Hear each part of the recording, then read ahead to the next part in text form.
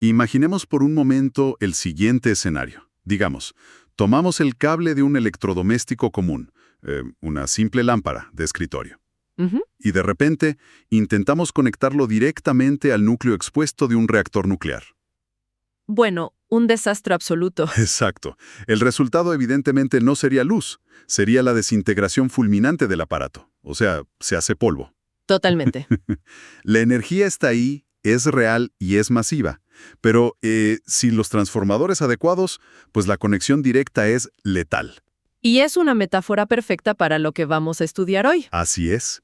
Hoy, en nuestra comunidad de aprendizaje, vamos a adentrarnos en una cosmovisión milenaria que comprendió este peligroso principio energético miles de años antes que la física cuántica, digamos. O que la ingeniería eléctrica moderna, claro. Bienvenidos todos a esta nueva sesión de estudio, un análisis profundo, donde vamos a diseccionar un texto que es francamente un pilar fundamental para el pensamiento humano, la cosmovisión Yoruba, o Imoa Ye Yoruba. Es un verdadero honor estar aquí para desglosar este material tan rico. Y, a ver, la analogía del reactor es el punto de partida ideal. Ajá. Quienes nos escuchan hoy, especialmente aquellos formados en la Academia Occidental, suelen estar acostumbrados a una visión muy fragmentada del universo. Sí, la ciencia moderna tiende a aislar las cosas, ¿no? Exactamente. Separa la célula del tejido, o sea, aísla el átomo de la molécula, siempre buscando la verdad en la desconexión. Como diseccionando piezas muertas. Así es. Pero nuestra misión en esta clase magistral es comprender que, en la tradición sapiencial yorubá, nada, absolutamente nada, existe en el vacío. No hay aislamiento. No lo hay. El universo no es un reloj mecánico de engranajes chocando. Es un organismo palpitante, una inmensa red de fuerzas vivas que están conscientes e interconectadas.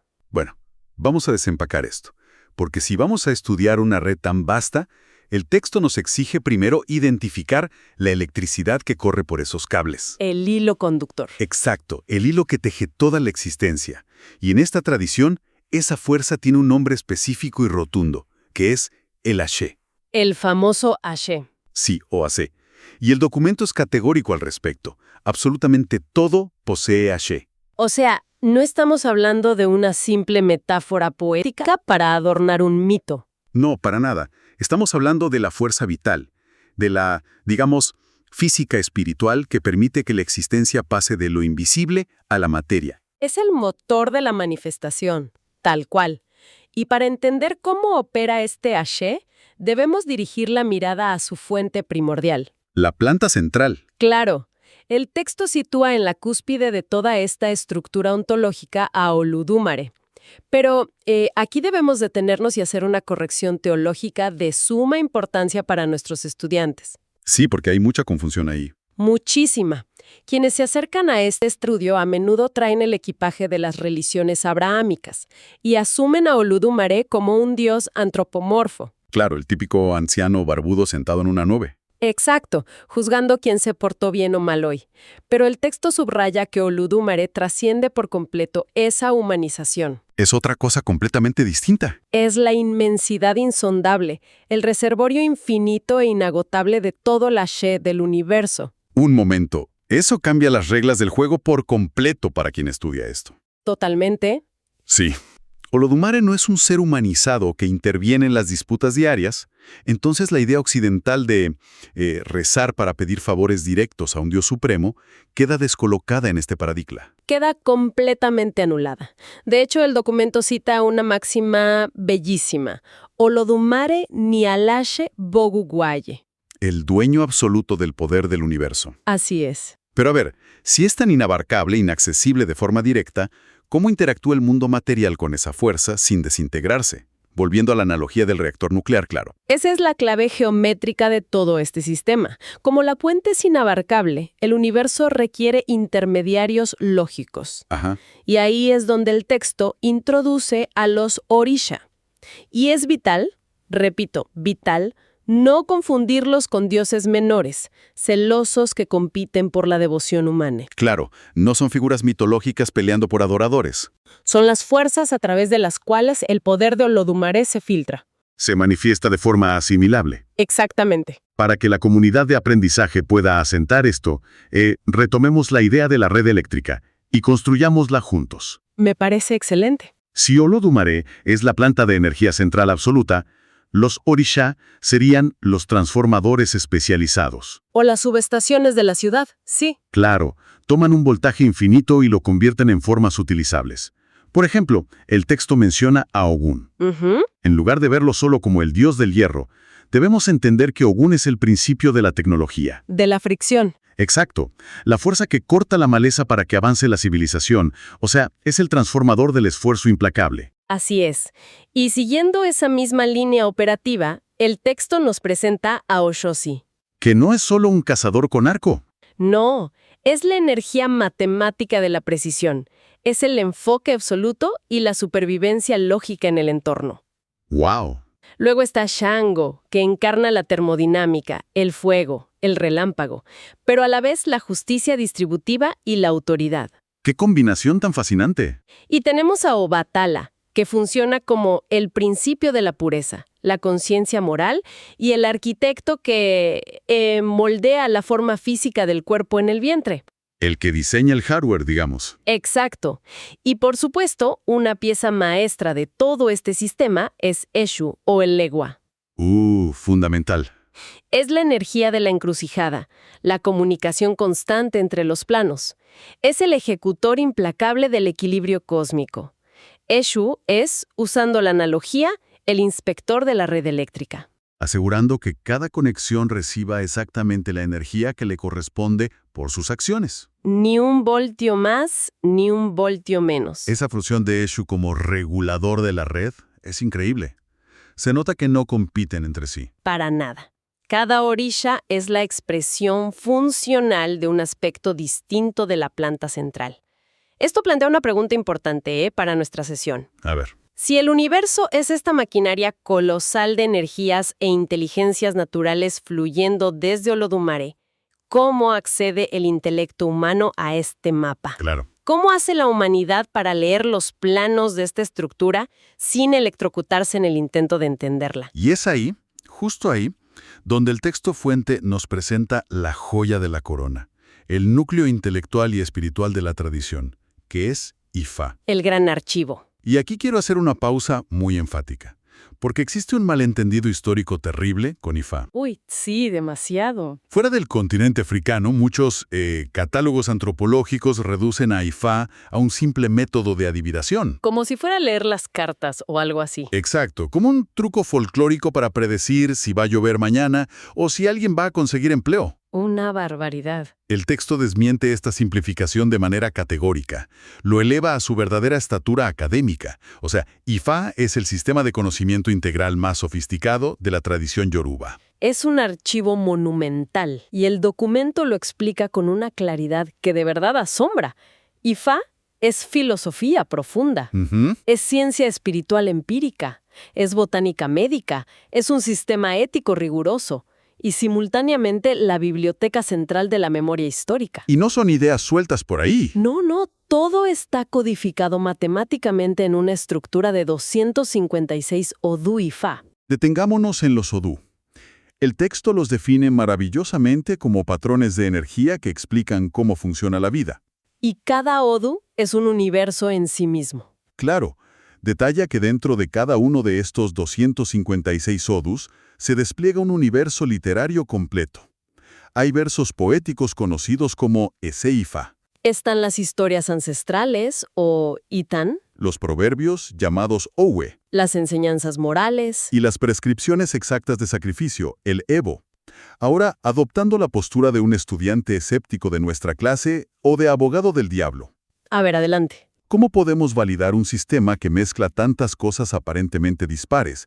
O sea, ¿cómo puede una tradición pretender que la ciencia botánica conviva en el mismo texto con historias ancestrales y ética moral sin perder precisión objetiva? Entiendo la duda. Para la mente moderna esto suena como mezclar un manual de astrofísica con las fábulas de Esopo, ¿no? Es una excelente provocación, de verdad, porque revela justamente el sesgo de fragmentación del que hablábamos al principio. Claro, el sesgo occidental. Lo fascinante aquí es que en la cosmovisión yoruba, la dicotomía entre ciencia y moralidad simplemente es una ilusión. Nunca han estado separadas. O sea, no ven la frontera entre ambas. Exacto.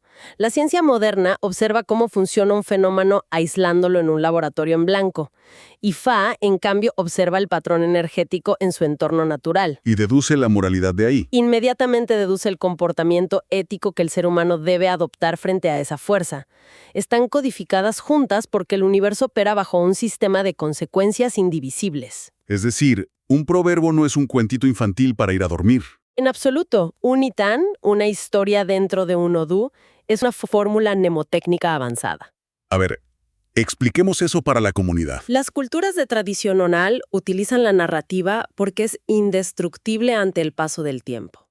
Si se quiere enseñar las propiedades farmacológicas de dos plantas que, al juntarse, producen una reacción volátil. ¿Una explosión, digamos? Exacto. Cuentas una historia sobre dos personajes celestiales que no pueden habitar en la misma casa sin que todo se incendie. ¡Wow! Entonces el estudiante aprende botánica, química, pero también aprende la lección ética de no forzar relaciones incompatibles en su vida personal. Entender el patrón energético requiere adoptar la postura ética correspondiente para no ser destruido por esa misma energía. Es pura brillantez pedagógica. Esa integración de saberes me parece deslumbrante. El conocimiento técnico y la sabiduría moral envasados en el mismo frasco. Totalmente.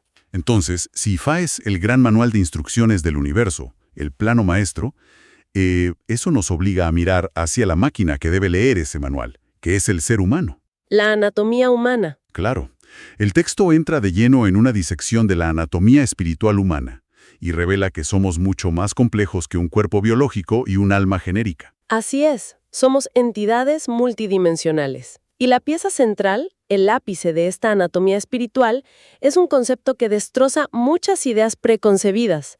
Hablamos del Ori. El Ori. Lingüísticamente se traduce como la cabeza física, ¿cierto? Sí, pero espiritualmente es la cabeza interna, es la conciencia suprema del destino. Es profundo eso. Y el texto es sumamente enfático aquí. El Ori es la divinidad personal e intransferible de cada individuo. Es una jerarquía tan sagrada que Ifá enseña un axioma inquebrantable.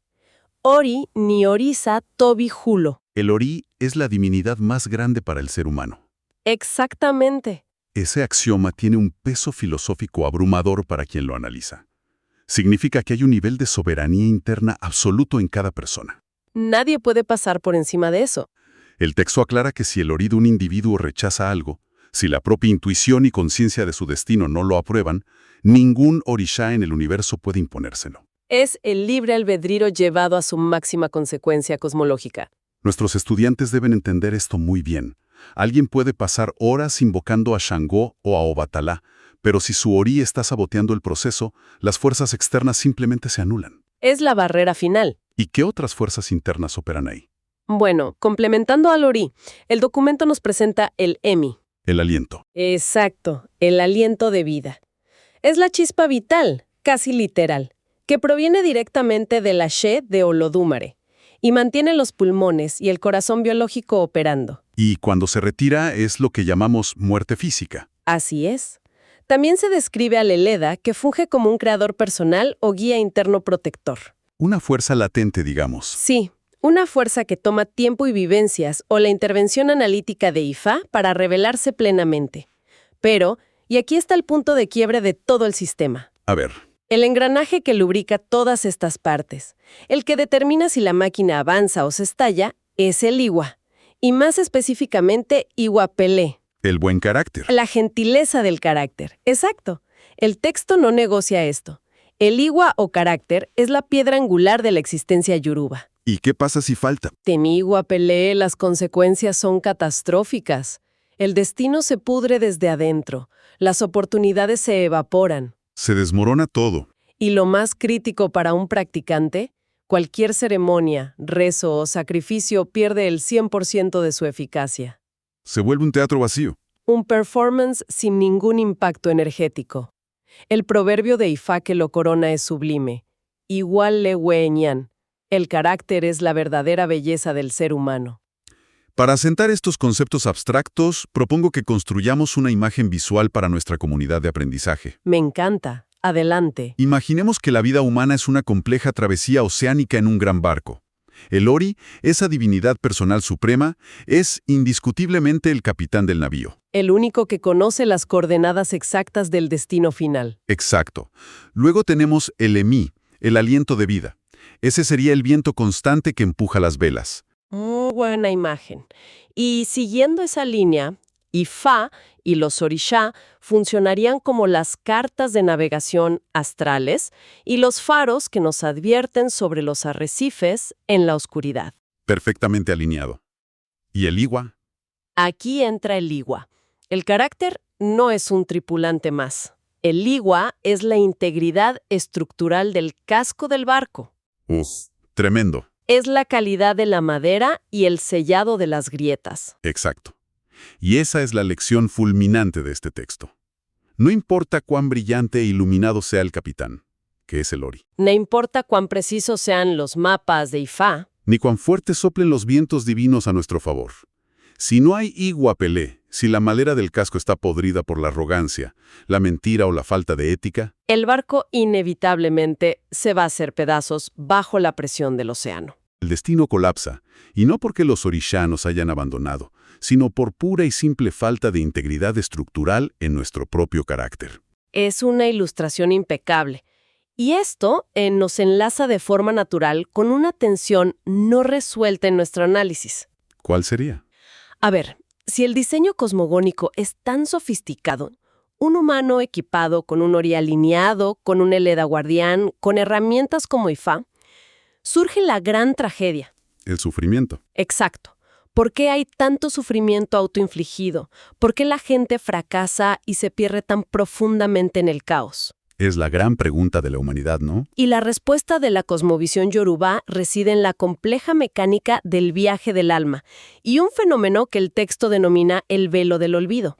El famoso pacto prenatal, el Ayanmu. Así es. El material describe un evento cósmico fascinante que ocurre antes de la primera respiración. El alma, en un estado de absoluta lucidez, se arrodilla frente a Olodumare. Y elige minuciosamente su propio destino. Exacto. Elige sus lecciones, sus triunfos, sus tribulaciones. Es un plan arquitectónico perfecto diseñado por uno mismo. Pero el drama de la condición humana arranca en el parto. Al cruzar el denso umbral hacia el mundo material, el texto estipula que un velo de amnesia cubre severamente la memoria del alma. Se borra el disco duro, digamos. El individuo olvida por completo el mapa que él mismo trazó.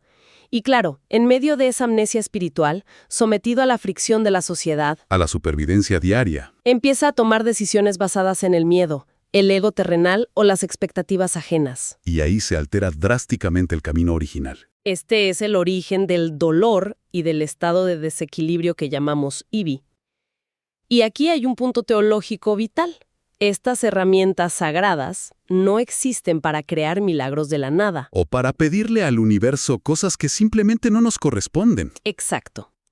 El texto es claro al señalar que Ifá, los orishas y el Levó, el sacrificio, son estrictamente mecanismos de realineación. Funcionan para recalibrar. Existen para ayudar al ser humano a corregir el rumbo y reconectar el destino fracturado con aquel propósito original olvidado. Aquí es donde se pone realmente interesante. Porque, pensándolo bien, hay una ironía profundamente poética, casi tragicómica, en este dogma. A ver, ¿cómo lo ves? Significa que nacemos con un propósito ya calibrado y perfecto. Elegimos nuestras propias batallas para evolucionar y luego llegamos aquí y nos quejamos de los mismos obstáculos que solicitamos. Es paradójico, sí. El gran trabajo de la vida desde esta lente no es inventar nuestra identidad persiguiendo las métricas de éxito de la modernidad. Nuestro único trabajo real es recordar. Recordar quiénes somos. Exacto. El esfuerzo espiritual es un proceso de arqueología interna, de desenterrar la memoria del alma para honrar esa promesa que hicimos en el principio de los tiempos. Es un paradigma de absoluta responsabilidad. ¿Y el motor que hace posible esa arqueología? La fuerza que permite que un ritual o una consulta de Ifá logre quebrar ese velo de olvido, es, volviendo al inicio de nuestra clase, la fuerza del Ashe. Todo vuelve al Ashe. El texto profundiza en cómo el Ashe es el poder ejecutor. Es la energía que activa las palabras y materializa la intención. Por eso las oraciones tradicionales de esta cultura terminan de una manera tan específica. Cuéntales a los estudiantes cómo es. Claro. Cuando se concluye un rezo o un higuere, no se dice simplemente una palabra pasiva que exprese un deseo lejano. La congregación vibra y pronuncia Ashe. Y como académicos, debemos notar que esto es un comando. Exacto. No es ojalá suceda o Dios quiera. Es un imperativo activo. Es presionar el botón de descarga energética. Para que la palabra pronunciada en el aire se condense y altere la realidad física de inmediato. Ahora bien, todo este poder manifiesto, esta capacidad real de acceder al Ashe para transformar el destino, genera una de las trampas más peligrosas en las que caen los buscadores modernos. Uy, el mercantilismo espiritual. Exactamente. Al escuchar sobre esta energía, muchos asumen precipitadamente que para arreglar sus vidas deben correr a buscar iniciaciones rápidas. Coleccionar collares sagrados como si fueran trofeos. O comprar títulos sacerdotales de fin de semana. El texto fuente aborda este fenómeno con absoluta severidad en su sección dedicada a la disciplina del lago. El estudiante de los misterios. Sí, y es nuestra obligación académica subrayar este mandato. La iniciación no es el comienzo del camino espiritual. Es un malentendido que tristemente mercantiliza una de las tradiciones más ricas de la humanidad. El documento detalla requisitos previos que son brutalmente innegociables. Innegociables, totalmente. Antes de que a un novicio se le revele el más mínimo secreto esotérico o se le permita acceder a rituales de consagración, el individuo debe ser puesto a prueba. Debe ser moldeado desde cero. El verdadero inicio exige aprender una disciplina estoica, cultivar un respeto absoluto por los mayores y los ecosistemas, demostrar una ética incorruptible frente a la tentación. Y tener una paciencia infinita. Comprometerse a un estudio analítico que no termina nunca. El texto lanza una advertencia que todo practicante debería tener tatuada en la mente.